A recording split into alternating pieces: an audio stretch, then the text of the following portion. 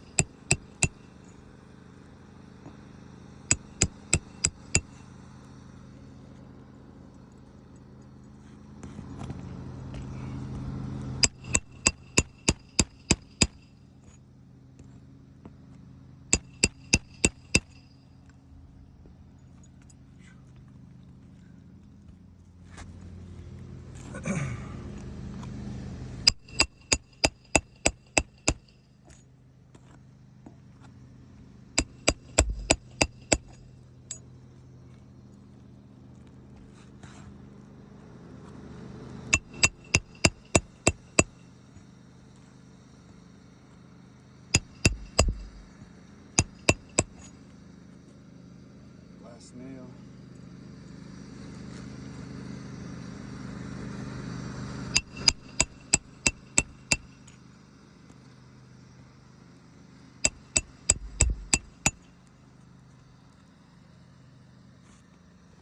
Alright, this repair test is done.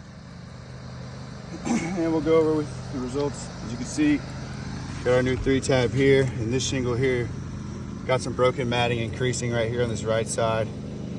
So that one will be marked as damaged. This shingle here is really okay. Very, very slight mat breaking, but that one's fine. This shingle, you can see pretty deep crease right here all the way across. Mark that one. This one's pretty bad on the left side.